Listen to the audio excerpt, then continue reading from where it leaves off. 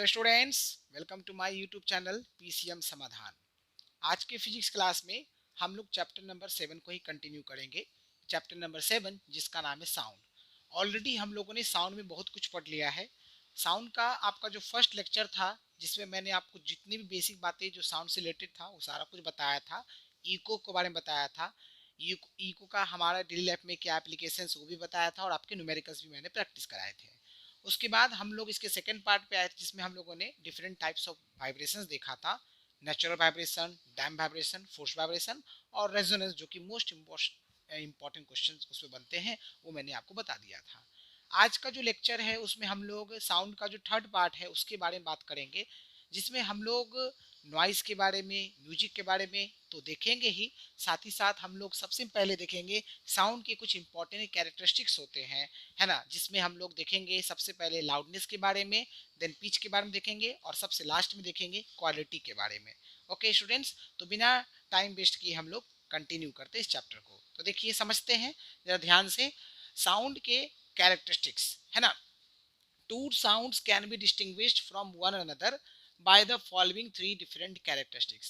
दो साउंड है, जैसे आप सिंपल से देखिए ना, आप बोलते हो और आपका दोस्त बोलता है, फिर भी आप जब अपने दोस्त से फोन पे बात करते हो तो आपको पता चल जाता है कि आपका दोस्त बोल रहा है, ठीक ना।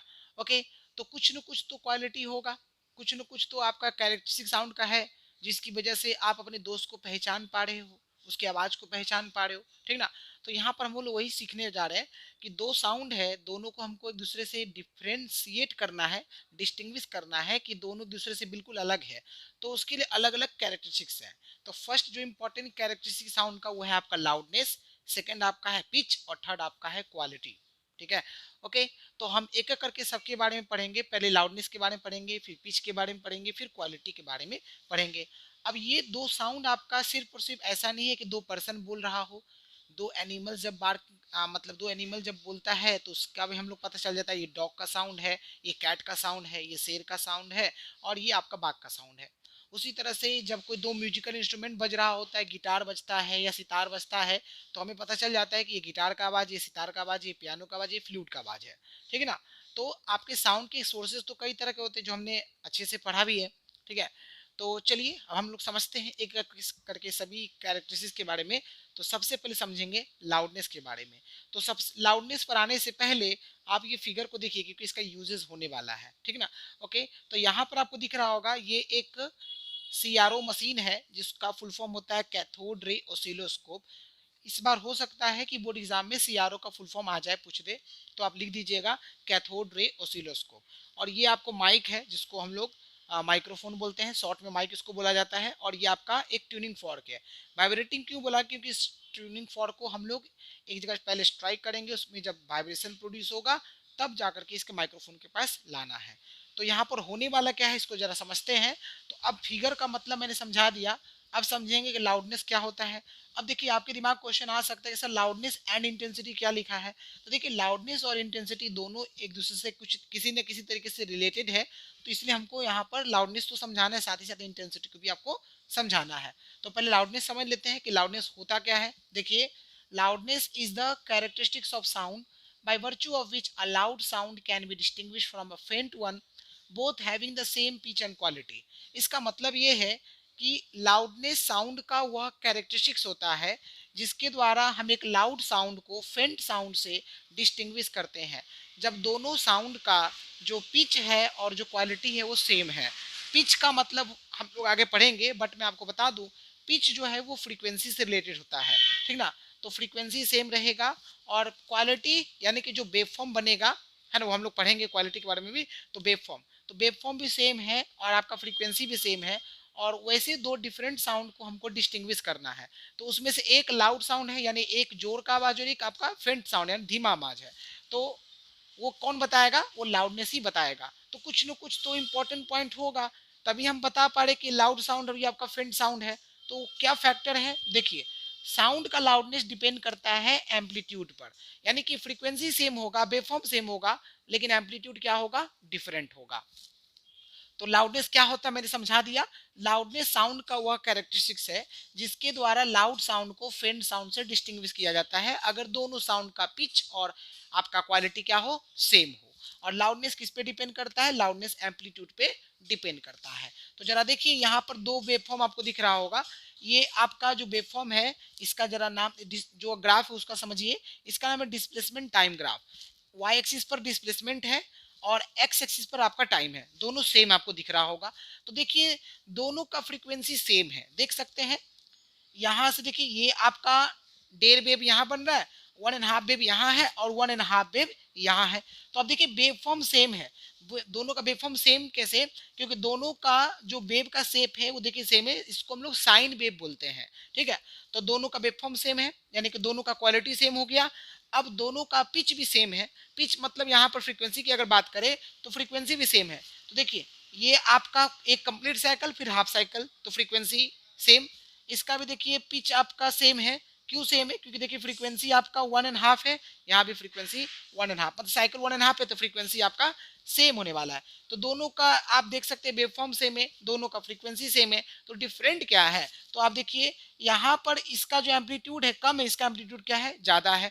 अब आप बता सकते हैं ना कि होगा क्या, कि अगर आपका एम्पलीट्यूड कम है तो आपका साउंड कैसा होगा, सॉफ्ट साउंड होगा, और एम्पलीट्यूड ज्यादा होगा तो कैसा साउंड होगा, लाउड साउंड होगा, ठीक ना।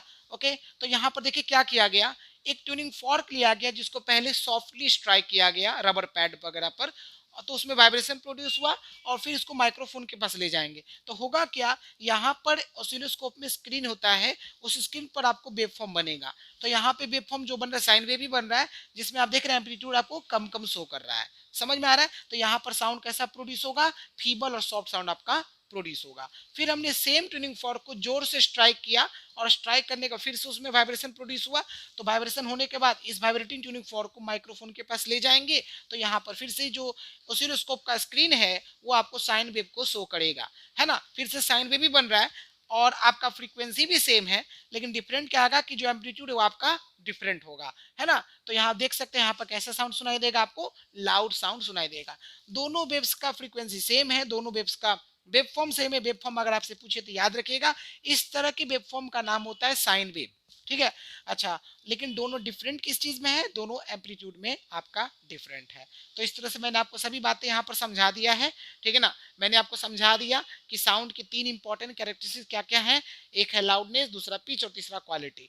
ये डायग्राम का मतलब भी समझा दिया। यहाँ पर ये सीआरओ का फुल फॉर्म होता है कैथोड रे ऑसिलोस्कोप, ये माइक्रोफोन है, वाइब्रेटिंग ट्यूनिंग फॉर्क है। फिर लाउडनेस का मतलब समझाया कि लाउडनेस जो है साउंड का वह कैरेक्टरिस्टिक्स है जिसके द्वारा लाउड साउंड को हम लोग फेंट साउंड से डिस्टिंग्विश करते हैं, जब दोनों साउंड का पिच और क्वालिटी क्या हो, सेम हो। लाउडनेस किस पे डिपेंड करता है, एम्पलीट्यूड पे डिपेंड करता है। और ये जो डिस्प्लेसमेंट टाइम ग्राफ है जिसमें एक सॉफ्ट साउंड और एक आपका लाउड साउंड है, वो मैंने आपको अच्छे समझा दिया है कि दोनों का फ्रीक्वेंसी सेम है, दोनों का वेव फॉर्म सेम है, लेकिन एक का जो है एम्पलीट्यूड कम है तो सॉफ्ट साउंड है, एक का एम्पलीट्यूड ज्यादा है तो आपका कैसा साउंड है, लार्ज साउंड है, ठीक है, लाउड साउंड है, ठीक है। ओके, चलिए तो इसको आप नोट कर लीजिए। ओके स्टूडेंट्स, अब हम लोग इंटेंसिटी पर आते हैं। इंटेंसिटी के बारे में थोड़ा समझ लेते हैं। देखिए इंटेंसिटी क्या है। The intensity of a sound wave at a point of the medium is the amount of sound energy passing per second normally through a unit area at that point.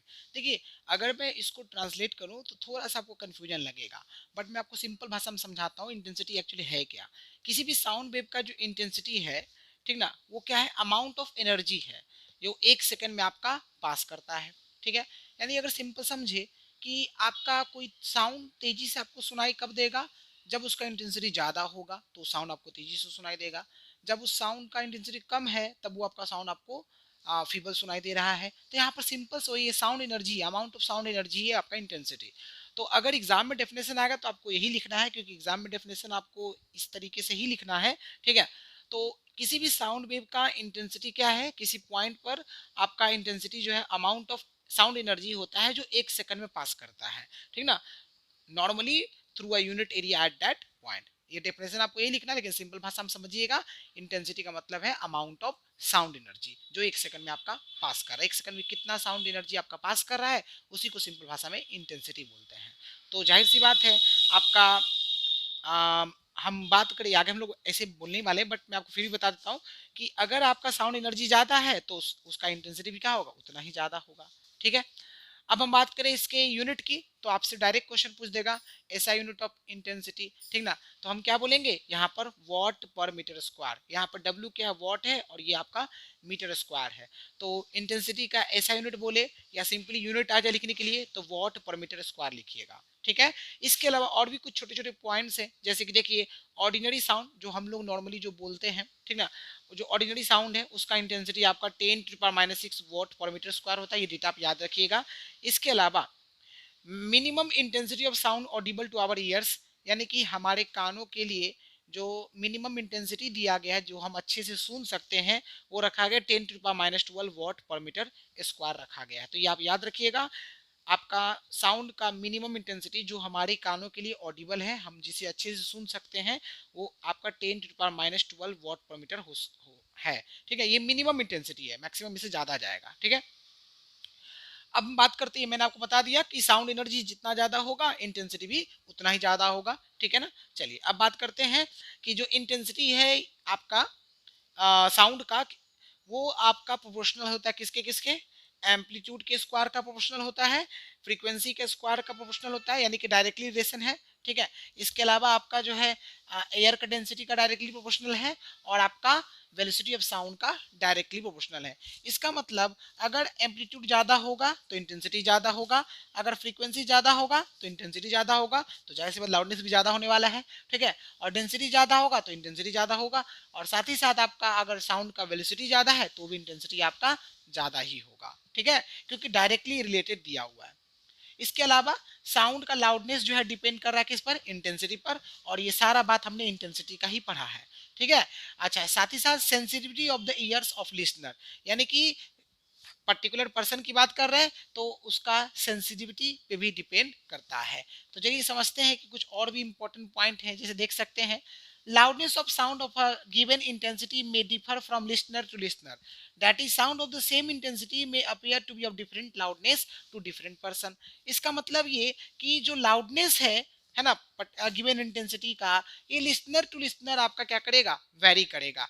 ऐसे ही आपने सुना होगा, ऐसा नहीं है कि सब लोग को एक जैसा ही सुनाई देता है, किसी को कम सुनाई देता है, किसी को ज्यादा सुनाई देता है, किसी को बहुत ज्यादा सुनाई देता है, ठीक है। तो लिसनर टू लिसनर आपका जो है साउंड का इंटेंसिटी आपका वेरी करता है। तो वही आपको बोला है कि साउंड का लाउडनेस जो है वो लिसनर टू लिसनर क्या करेगा, आपका वेरी करता है। इसका मतलब ये हो गया कि सेम इंटेंसिटी का साउंड जो है वो आपका डिफरेंट पर्सन के लिए डिफरेंट डिफरेंट लाउडनेस का काम करेगा, ठीक है। Two sounds of the same intensity but of different frequencies may differ in loudness even to the same listener because the sensitivity of ears of a person is different for different frequencies। Her person का जो sensitivity होता है years का वो अलग अलग होता है।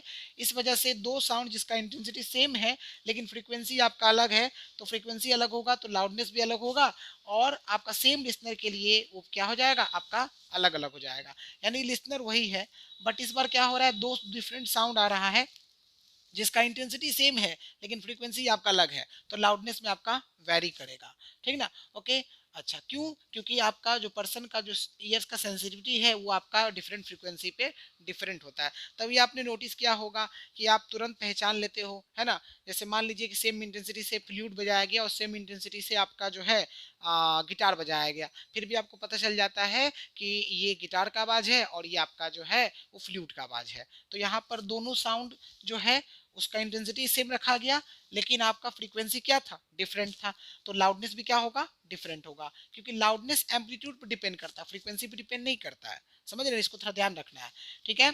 अच्छा, और उसके बाद नॉर्मल ईयर्स के लिए, यानी कि नॉर्मल ईयर्स का मतलब ये नहीं है कि सबके लिए बात हो रही है, हेल्दी पर्सन की बात हो रही है। तो नॉर्मली जो है सेंसिटिविटी वो आपका मैक्सिमम होता है किस फ्रीक्वेंसी पर, आपका 1 किलोहर्ट्ज पर। ये आप फ्रीक्वेंसी का डेटा आप याद रखिएगा। इसके अलावा for a sound wave loudness has a subjective nature that is depends on the listener while intensity being a measurable quantity has an objective nature. तो एक क्वेश्चन डायरेक्ट पूछ देगा कि आपका लाउडनेस और इंटेंसिटी इसमें कौन सब्जेक्टिव नेचर है, कौन सा ऑब्जेक्टिव नेचर है। तो आपका जो इंटेंसिटी है वो एक ऑब्जेक्टिव नेचर है क्योंकि एक मेजरेबल क्वांटिटी है जिसको हम लोग मेजर कर सकते हैं, और लाउडनेस एक आपका सब्जेक्टिव नेचर है क्योंकि ये डिपेंड करता है लिसनर पर, ठीक है, तो यहाँ तक मैंने आपको इंटेंसिटी का अच्छे से क्लियर कर दिया है। तो एक बार फिर से देख लेते हैं। सबसे पहले मैंने आपको इंटेंसिटी का मतलब बताया कि इंटेंसिटी का मतलब क्या होता है, कितना साउंड एनर्जी जो है वो आपका 1 सेकंड में पास कर रहा है, वो उसका इंटेंसिटी होता है। इंटेंसिटी का यूनिट मैंने बताया वॉट पर मीटर स्क्वायर बताया। उसके बाद ऑर्डिनरी साउंड का जो इंटेंसिटी होता है वो 10⁻⁻6 वॉट पर मीटर स्क्वायर होता है। उसके बाद हमने बताया साउंड का जो आपका मिनिमम इंटेंसिटी होता है जो हमारे कानों के लिए ऑडिबल है वो 10⁻⁻12 वॉट पर मीटर स्क्वायर है। साउंड एनर्जी जितना ज़्यादा होगा इंटेंसिटी उसका उतना ही ज़्यादा होगा साउंड का। और साउंड का इंटेंसिटी जो है वो एम्पलीट्यूड के स्क्वायर का डायरेक्टली प्रोपोर्शनल है, फ्रीक्वेंसी के स्क्वायर का भी डायरेक्टली प्रोपोर्शनल है, इसके अलावा डेंसिटी का प्रोपोर्शनल है और आपका वेलोसिटी ऑफ साउंड का भी प्रोपोर्शनल है। फिर साउंड का लाउडनेस जो है intensity sensitivity of the years पे डिपेंड करता है, इन दो फैक्टर पे डिपेंड करता है। साउंड का जो लाउडनेस है वो लिसनर टू लिसनर क्या करता है, वेरी करता है ना। ओके, और दो साउंड जिसका इंटेंसिटी सेम है लेकिन आपका फ्रीक्वेंसी डिफरेंट है, फिर भी लाउडनेस क्या होगा आपका डिफरेंट होगा, क्योंकि पर्सन का जो सेंसिटिविटी है वो अभी आपका डिफरेंट फ्रीक्वेंसी पर डिफरेंट डिफरेंट होता है। नॉर्मल ईयर के लिए याद रखिएगा आपका सेंसिटिविटी मैक्सिमम कब होगा, किस फ्रीक्वेंसी पर होगा, 1 किलोहर्ट्ज पर होगा। उसके बाद हम साउंड वेव की बात करें तो लाउडनेस एक सब्जेक्टिव नेचर है, ठीक है ना, क्योंकि ये डिपेंड करता है लिसनर पर, जबकि इंटेंसिटी एक ऑब्जेक्टिव नेचर का है और ये एक मेजरेबल क्वांटिटी होता है इस वजह से। ठीक है, चलिए तो यहाँ तक कंप्लीट हो गया, नोट कर लीजिए। ओके स्टूडेंट्स, अब हम लोग देखेंगे कि आपके कौन कौन से फैक्टर्स हैं जो साउंड के लाउडनेस को अफेक्ट करता है। तो फर्स्ट इंपॉर्टेंट फैक्टर है loudness is proportional to the square of the amplitude. It means, इसको सिंपल भाषा में समझे तो लाउडनेस एम्पलीट्यूड पे डिपेंड करता है। लाउडनेस एम्पलीट्यूड का डायरेक्टली प्रोपोर्शनल होता है। ठीक है, तो जरा समझिए, greater amplitude greater amount of energy received by ear drum sound appears louder. यानी सिंपल सा लैंग्वेज है कि आपका एम्पलीट्यूड ज़्यादा होगा तो साउंड उतना ही ज़्यादा लाउडर होगा, एम्पलीट्यूड जितना कम होगा आपका साउंड उतना ही कम होगा। होता ये है एम्पलीट्यूड ज़्यादा होगा तो जो हमारे ईयर ड्रम में जो साउंड एनर्जी मिलता है वो हमें ज़्यादा मिलता है। इट मीन्स हमारे कानों को जो इंटेंसिटी मिलेगा वो ज़्यादा होगा, तो इसका मतलब साउंड क्या होगा उतना ही लाउडर होगा। जब एम्पलीट्यूड कम होता है तो इंटेंसिटी हमारे कानों तक जो पहुंचती है वो कम होती है, तो जाहिर सी बात है एनर्जी कम हुआ तो आपका साउंड भी कैसा होगा, फेंट होगा या सॉफ्ट होगा। ठीक है, सेकेंड इंपॉर्टेंट फैक्टर है loudness varies inversely as the square of distance from the source. इसका मतलब क्या, जैसे एक है सोर्स ऑफ साउंड और एक है लिसनर। सोर्स ऑफ साउंड जो आवाज निकालता है, साउंड प्रोड्यूस करता है, और लिसनर जो साउंड को ऑब्जर्व करता है, जो साउंड को सुनता है।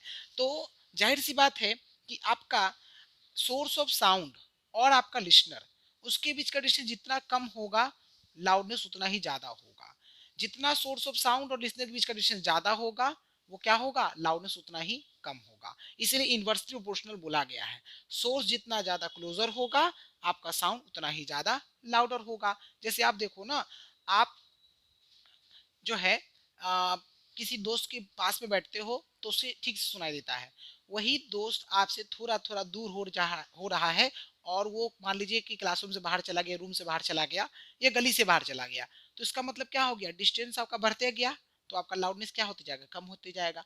इसका मतलब कोई भी सोर्स ऑफ साउंड जितना हमारे क्लोजर होता है, जैसे आप घर में बैठ कर टीवी देखते हो तो टीवी से जो आवाज आ रहा है आप टीवी के काफी क्लोजर ही हो, तभी आपको लाउडनेस सही से सुनाई दे रहा है, साउंड आपको सुनाई दे रहा है ठीक से। अब आप उस टीवी जहाँ लगा हुआ है उस रूम से आप दूर चले जाओ, आप दूसरे रूम में चले जाओ या घर से बाहर निकल जाओ, क्या आपको टीवी का आवाज सुनाई देगा, नहीं सुनाई देगा। इसका मतलब यही है कि जो डिस्टेंस है वो आपका अगर बढ़ेगा तो लाउडनेस कम होगा, डिस्टेंस जितना कम होगा उतना ही आपका लाउडनेस ज्यादा होगा। क्लियर हो गया, तो ये ध्यान रखना है कि जो डिस्टेंस होता है सोर्स ऑफ साउंड और लिसनर के बीच का उसका इनवर्सली प्रोपोर्शनल होता है लाउडनेस। सोर्स जितना क्लोजर होता है लाउड साउंड उतना ही ज्यादा लाउडर होता है। ठीक है, थर्ड इंपॉर्टेंट फैक्टर है loudness depends on the surface area of vibrating body. इसका मतलब ये कि लाउडनेस किस पे डिपेंड करता है, वाइब्रेटिंग बॉडी के सरफेस एरिया पे डिपेंड करता है। ठीक है, इसका मतलब ये हो गया larger the surface area of vibrating body louder is the sound heard. इसका मतलब सरफेस एरिया जितना ज्यादा होगा वाइब्रेटिंग बॉडी का, है ना, साउंड उतना ही ज्यादा लाउडर सुनाई देगा। इसीलिए आपने देखा होगा मंदिर वगैरह में जो घंटी बनाया जाता है, एक बड़ा घंटी बनाया जाता है, एक छोटा घंटी बनाया जाता है, तो बड़े घंटी का साइज ज्यादा होता है तो इसका मतलब सरफेस एरिया क्या होता है, बढ़ जाता है। अगर सरफेस एरिया बढ़ जाएगा तो उतना ही ज़्यादा लाउडर साउंड सुनाई देगा। उसी तरह से जो छोटे घंटी होता है उसका सरफेस एरिया कम होता है, और सरफेस एरिया कम है तो उससे क्या होगा, साउंड उतना ही धीमा सुनाई देगा। समझ रहे हैं? उसी तरह से हमारे स्कूल में जो बेल लगा होता है ना, या फिर हम समझ सकते हैं दो ड्रम ले लेते हैं, एक छोटे साइज का ड्रम लेते हैं, एक बड़े साइज का ड्रम ले लेते हैं। छोटे साइज के ड्रम का सरफेस एरिया क्या है, कम है, तो उसमें साउंड उतना ही कम सुनाई देगा। और जो बड़े साइज का ड्रम है उसका सरफेस एरिया ज्यादा है तो उसमें साउंड ज्यादा सुनाई देगा। ठीक है, ये समझ में आ गया, ये ध्यान रखिएगा। अच्छा, अब हम बात करते हैं नेक्स्ट इंपॉर्टेंट पॉइंट की, tuning fork in air feeble sound. इसका सिंपल सा मतलब है कि हमने ट्यूनिंग फॉर्क को रबर पैड पर स्ट्राइक किया और हम उसको हवा में रखते हैं तो हमें एक मधुर साउंड सुनाई देता है, फीबल साउंड सुनाई देता है, क्योंकि वहां पर स्मॉल एनर्जी जो है हमारे कानों तक पहुंचती है।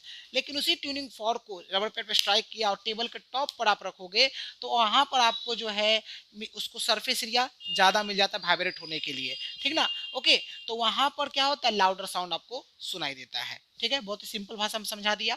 उसके बाद हम बात करते हैं कि लाउडनेस जो है वो डेंसिटी पे भी डिपेंड करता है। ठीक ना? ओके, मीडियम का डेंसिटी जितना ज्यादा होगा लाउडनेस उतना ही ज्यादा सुनाई देगा। ठीक है ना? तभी आप देखते हो ना कि एयर में साउंड का स्पीड कम होता है क्योंकि एयर का डेंसिटी कम है, और लिक्विड में साउंड का स्पीड ज्यादा होता है। किस किस कंपेरिजन में हम बात करें तो आपका जो है मतलब एयर के कंपैरिजन में तो उसका डेंसिटी ज्यादा है तो स्पीड भी आपका ज्यादा होगा। ठीक है, और सुनाई भी ज्यादा तेजी से देता है। ठीक है, तो डेंसिटी मीडियम का जितना ज्यादा होगा साउंड का लाउडनेस उतना ही ज्यादा होगा। मीडियम का डेंसिटी जितना कम होगा लाउडनेस उतना ही कम होगा। Loudness depends on the presence of resonant body. इसके अलावा लाउडनेस जो है रेजोनेंट बॉडी के प्रेजेंस में भी आपका इंपॉर्टेंट रोल प्ले करता है। इट मींस लाउडनेस जो है वो रेजोनेंट बॉडी पे भी डिपेंड करता है। अगर रेजोनेंट बॉडी किसी वाइब्रेटिंग बॉडी के पास है तो वहां पर लाउडनेस भी क्या होगा, इंक्रीज हो जाएगा। हमने पढ़ा है ना रेजोनेंस में केस में, वहां पर आपका रेजोनेंस में एम्पलीट्यूड काफी ज्यादा लाउडर ज्यादा लार्ज होता है तो आपका साउंड उतना ही ज्यादा लाउडर सुनाई देता है। तो रेजोनेंट बॉडी अगर मौजूद है वाइब्रेटिंग बॉडी के आसपास तो वहां पे भी साउंड क्या होगा, साउंड लाउडनेस ज्यादा होगा। ठीक है, तो ये 5 टोटल फैक्टर्स थे जो कि आपके एग्जाम में कॉन्सेप्चुअली पूछा जा सकता है, घुमा कर पूछा जा सकता है। ठीक है, या फिर आपको डायरेक्टली भी फैक्टर्स लिखने के लिए आ जाए तो आप लिख दीजिएगा। ठीक है, अब हम एक पॉइंट और बात कर लेते हैं, relationship between loudness and intensity. Loudness और इंटेंसिटी में क्या रिलेशनशिप है, तो ये देखिए यहाँ पर एक मैंने एक्सप्रेशन दिया है, L इज इक्वल टू के लॉग बेस 10i। यहाँ पर जो 10 है ये बेस होता है, ये लॉगरिथम का कॉन्सेप्ट है। ठीक ना? तो यहाँ पर L क्या है, लाउडनेस है, आपका I जो है वो इंटेंसिटी है, और K क्या है, एक प्रोपोर्शनलिटी कांस्टेंट है, जहाँ पे K का वैल्यू आपका 1 भी हो सकता है, वो डिपेंड करता है कि कितना लेना है हम लोग को। ठीक है, तो ये कांस्टेंट है। तो यहाँ पर हमने क्या क्या सीखा, लाउडनेस किन किन फैक्टर्स पर डिपेंड करता है। सबसे पहला फैक्टर है एम्पलीट्यूड, उस पर डिपेंड करता है। एम्पलीट्यूड जितना ज्यादा होगा लाउडनेस उतना ही ज्यादा होगा, एम्पलीट्यूड जितना कम होगा आपका लाउडनेस उतना ही कम होगा। उसके बाद लाउडनेस डिपेंड करता है डिस्टेंस ऑफ सोर्स, है ना, फ्रॉम द लिसनर, उस पर डिपेंड करता है। तो सोर्स जितना क्लोजर होगा उतना ही साउंड लाउडर सुनाई देगा, सोर्स जितना आपका फार अवे होगा आपका लाउडनेस उतना ही कम होगा, यानी साउंड उतना ही कम लाउड सुनाई देगा। ठीक है, लाउडनेस जो है वाइब्रेटिंग सरफेस एरिया पर डिपेंड करता है। सरफेस एरिया जितना ज्यादा होगा साउंड उतना ज्यादा लाउडर होगा, सरफेस एरिया जितना कम होगा आपका साउंड उतना ही कम सुनाई देगा। ठीक है, उसके बाद हम बात करते हैं कि आप ट्यूनिंग फॉर्क को जब एयर में सुनते हो तो उसमें आपको आवाज कम सुनाई देता है क्योंकि उसका लाउडनेस कम है, ठीक ना, क्योंकि सरफेस एरिया कम है। और ट्यूनिंग फॉर्क वही टेबल टॉप पर हम सुनते हैं तो उसका सरफेस एरिया बढ़ जाता है तो वहाँ पे आपको लाउडर साउंड सुनाई देता है। लाउडनेस जो है वो डेंसिटी पे डिपेंड करता है, डेंसिटी मीडियम का जितना ज्यादा होगा साउंड का लाउडनेस उतना ही ज्यादा होगा, और वाइस वर्सा। लाउडनेस जो है वो रेजोनेंट बॉडी पे भी डिपेंड करता है। अगर रेजोनेंट बॉडी मौजूद है किसी वाइब्रेटिंग बॉडी के आसपास तो आपका लाउडनेस भी आपका इंक्रीज हो जाएगा। फिर हमने रिलेशनशिप देखा लाउडनेस और इंटेंसिटी में, तो L इक्वल टू के लॉग बेस 10i होता है, जहां पर I इंटेंसिटी है, L लाउडनेस है और K आपका प्रोपोर्शनलिटी कांस्टेंट है। ठीक है स्टूडेंट्स, आई होप समझ में आ रहा होगा। चलिए इसको नोट कर लीजिए। ओके स्टूडेंट्स, हम लोगों ने देखा कौन कौन से फैक्टर्स हैं जो साउंड के लाउडनेस को अफेक्ट करता है। उसके बाद हमने ये भी देखा कि आपका लाउडनेस और इंटेंसिटी में क्या रिलेशनशिप है। ठीक है, तो कुछ पॉइंट्स हम लोग और सीख लेते, फिर हम लोग यहाँ पर न्यूमेरिकल्स के कॉन्सेप्ट सीखेंगे। देखिए, although loudness of sound depends on its intensity but loudness is not the same as intensity। ठीक है, इसका मतलब ये है कि लाउडनेस जो है वो इंटेंसिटी पर डिपेंड करता है, लेकिन लाउडनेस जो है वो इंटेंसिटी के जैसा हो ऐसा कोई जरूरी नहीं है, ठीक है। Intensity is a measurable quantity while loudness is a sensation. Intensity एक मेजरेबल क्वांटिटी है जिसको मेजर कर सकते हैं, जबकि लाउडनेस क्या एक सेंसेशन है, ठीक है।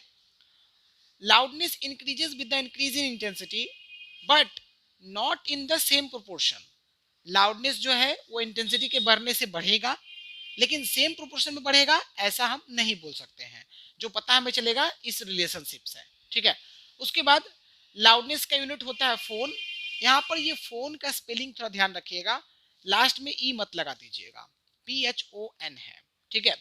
उसके अलावा ये जो फोन यूनिट है ये यूज क्यों करते हैं, it is use to indicate an individual's perception of loudness, यानी कि इंडिविजुअल परसेप्शन ऑफ लाउडनेस को बताने के लिए, ठीक है ना। कितना किसी व्यक्ति ने साउंड को परसीव किया वो पर्सन टू पर्सन वेरी करेगा, ठीक है, तो सबका एक जैसा तो होगा नहीं। Sound level is express in decibel, आप कंफ्यूज मत होइएगा, आपका साउंड लेवल हो या फिर लाउडनेस हो सबको डिनोट करने के लिए अलग अलग भले नाम लिखा है, लेकिन आपका सेम चीजें हैं। आपका लाउडनेस के यूनिट बोले तो भी आप डेसिबल लिख सकते हो, लाउडनेस के यूनिट बोले तो आप फोन लिख सकते हो, ठीक ना। लाउडनेस के यूनिट आप बेल भी लिख सकते हो, ठीक है, ये ध्यान रखिएगा। जब फ्रीक्वेंसी 1 किलो हर्ज है तो loudness of sound in phone वो इक्वल होता है लाउडनेस इन डेसिबल के, ठीक है। उसके बाद हम बात करते हैं इस रिलेशनशिप के, L इज इक्वल टू के लॉग बेस 10 I। यहाँ पर मैंने L1 L not I1 I0 अलग अलग लाउडनेस और अलग अलग मैंने इंटेंसिटी लिया है। L is equal to L1 minus L0 है, तो L1 की जगह मैंने के लॉग बेस 10 I1 माइनस के लॉग बेस 10 I0 पुट कर दिया। फिर दोनों जगह से के कॉमन ले लेंगे तो log base 10 I1 minus log I0 हो जाएगा। आपको पता होना चाहिए यहाँ पर ये लॉज ऑफ लॉगरिदम है, जहां पर बोला जाता है कि जब आपका दो लॉगरिदम बीच में माइनस से हो, ठीक ना, तो वहां पर दोनों जो आपके नंबर्स है ना I1 और I0 यहाँ पर डिवीजन हो जाएंगे, तो यानी L इज इक्वल टू के log base 10 I1 by I0 हो जाएगा।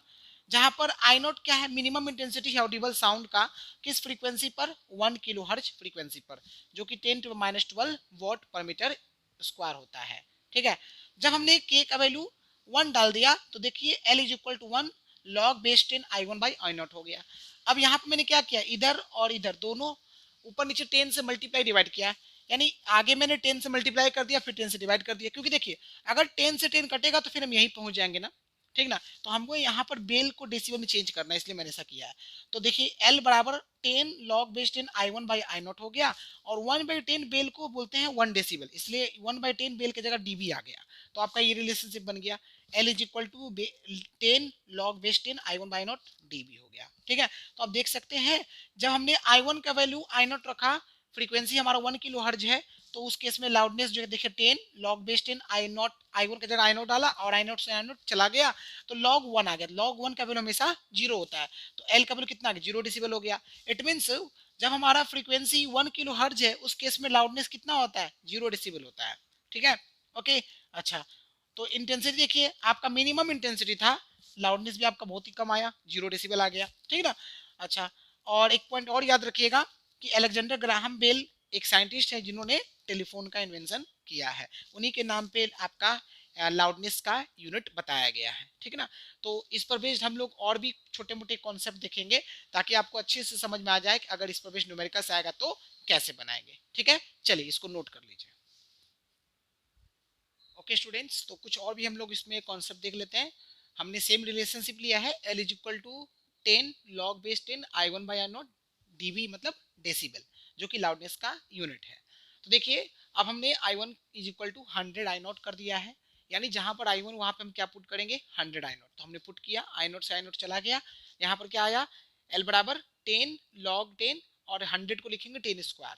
यहाँ पर एक लॉज है लॉगरिदम का, जब 10 पे पावर मतलब कोई भी नंबर उस पे पावर दिया हो तो पावर आगे जाके मल्टीप्लाई हो जाता है, तो ये जो 2 था आगे मल्टीप्लाई हो गया तो 2 इंटू 10 हो गया लॉग 10 10। तो जब यहाँ पे भी एक लॉ है कि जब आपका सेम नंबर हो, जैसे कि ए लॉग बेस ए और ए हो, या लॉग बेस 10 या 10 हो, लॉग एक्स और एक्स हो, तो जब सेम नंबर आपका बेस भी हो और वही नंबर हो तो उस केस में इन दोनों का इसका वैल्यू कितना होता है, 1 होता है, इसलिए 2 इंटू 10 20 और इंटू 1 20 डेसिबल हो गया, यानी एल बराबर कितना आ गया, 20 डेसिबल हो गया।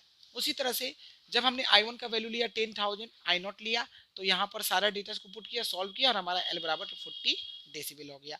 उसके बाद अगर हमारा लाउडनेस 1 डेसिबल है तो हमने इस फॉर्मूले में L की जगह 1 dB पुट किया, 10 का 10 log 10 I1 by I0 हो गया। फिर इस 1 को हमने इस 10 को हमने नीचे लाया तो log base 10 I0 by I1 by I0 है बराबर 1/10 होगा। अब यहाँ पर एंटी लॉग लेंगे ताकि हमारा लॉगरिदम हट जाए, तो हम यहाँ पर एंटी लॉगरिदम का यूज करेंगे। एक्चुअली ये एंटी लॉगरिदम हमको 10th में पढ़ना नहीं है, ये आपके हाई क्लास का है, बट आपको थोड़ा सा नॉलेज में दे दूं। जब हमको लॉगरिदम को हटाना है तो हम लोग एंटी लॉगरिदम लेते हैं। जैसे एक बात बताइए, अगर हमें क्यूब रूट हटाना है तो क्यूब लेते हैं, और क्यूब रूट लाना है तो मतलब जैसे क्यूब रूट हटाना है तो क्यूब लेते हैं, और क्यूब रूट है तो आप क्यूब ही करते हो, समझ रहे हो ना। उसी तरह से मान लीजिए कि अगर आपका स्क्वायर है, स्क्वायर रूट है तो स्क्वायर लेते हो ना, ठीक ना, समझ रहे हो ना। और स्क्वायर है तो आपको उधर जाता है तो स्क्वायर रूट बन जाता है। मतलब स्क्वायर रूट हटाना है तो क्या करते हैं, स्क्वायर लेते हैं, क्यूब रूट हटाते हैं तो क्यूब रूट लेते हैं, तो लॉग हटाने तो क्या लेंगे, एंटी लॉग लेंगे। ठीक है, सिंपली समझिए। तो I1 बाई I0 हो गया, दोनों तरफ से मैंने एंटी लॉग लिया, तो ये एंटी लॉग लेने से ये लॉग आपका खत्म हो गया। 1/10, तो ये आपका टेबल होता है जिसमें एंटी लॉग 0.1 का वैल्यू होता है 1.26 होता है। तो I1 बाई I0 कितना आ गया, 1.26 आ गया। और इससे 1 डेसिबल का डेफिनेशन आ गया कि 1 decibel is defined as the increase in level of sound loudness when the intensity of sound increases by 26%। कि जब आपका साउंड का इंटेंसिटी 26% से बढ़ जाता है तो आपका जो साउंड लेवल है ना, वो आपका कितना इंक्रीज हुआ वो आपको बता रहा है। यानी कि लाउडनेस का जो लेवल है उसमें कितना इंक्रीमेंट हुआ, वो 1 डेसिबल हो गया।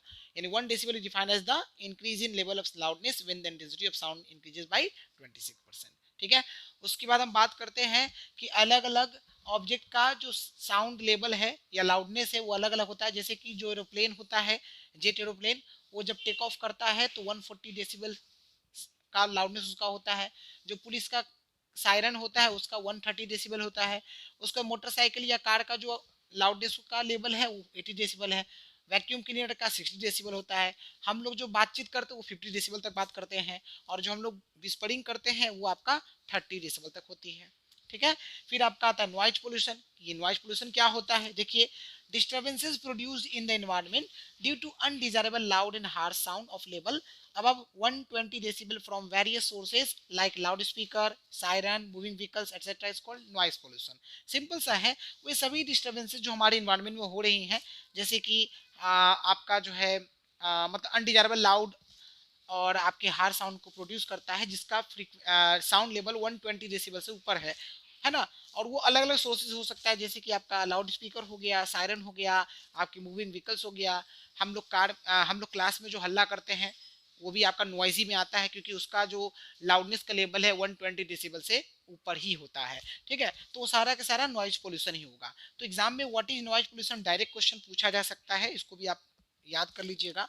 और अगर आपका ये साउंड लेवल 120 डेसिबल से ऊपर रहता है और उसको हम लगातार सुनेंगे तो हमें सर दर्द होगा और हमारे कान में परमानेंट डैमेज हो सकती है। तभी तो कहा जाता है नॉइज पोल्यूशन बहुत खतरनाक भी है, ठीक ना, क्योंकि ये हमारे जैसे हम लोग पटाखे जलाते दिवाली में तो वहाँ भी नॉइज बहुत ज़्यादा होता है। तो बहुत ज़्यादा आवाज़ सुनेंगे तो वहाँ उससे भी हमारा सर दर्द होगा और हमारा जो है कान का पर्दा जो है वो फट सकता है, यानी परमानेंट बहरे हम हो सकते हैं। ठीक है, तो हमें नॉइज पोल्यूशन को अवॉइड करना चाहिए, ठीक ना। ओके, तो ये आपका नॉइज पोल्यूशन से रिलेटेड क्वेश्चन आपका एग्जाम में पूछा जा सकता है। तो यहाँ पर हमने एक कॉन्सेप्ट देख लिया न्यूमेरिकल वाला, जो कि आपका लाउडनेस और इंटेंसिटी पर बेस्ड था। ठीक है, तो वहां से क्लियर हो गया कि आपका लाउडनेस इंटेंसिटी भी डिपेंड करता है बट सेम प्रोपोर्शन में नहीं होता है। ठीक है, इसके अलावा आपके अलग अलग ऑब्जेक्ट का मैंने लेवल लिखा है, ये आपको बस एक नॉलेज के लिए दिया है। आपसे एग्जाम में ज्यादातर इस पे बेस क्वेश्चन नहीं पूछता है, बट फिर भी अगर पूछता है तो ये छोटा सा मैंने आपको एक हिंट दे दिया है, आप इसको समझ के याद कर लीजिएगा। फिर नॉइज पोल्यूशन की बात करें, नॉइज पोल्यूशन का मैंने आपको डेफिनेशन दे दिया है, और किस साउंड लेवल के बाद हमारा कान परमानेंट डैमेज हो सकता है और हेडेक की प्रॉब्लम आ सकती है। तो ये ध्यान रखना है, अबव 120 डेसिबल यानी कि मोर देन 120 डेसिबल। ठीक है, समझ में आ गया। तो ये आपका लाउडनेस का सारा कॉन्सेप्ट ऑलमोस्ट ऑलमोस्ट खत्म हो गया है। अब हम लोग पिच को कंप्लीट पिच के बारे में शुरू करेंगे और उसके बाद क्वालिटी। ठीक है, तो चलिए इसको नोट कर लीजिए।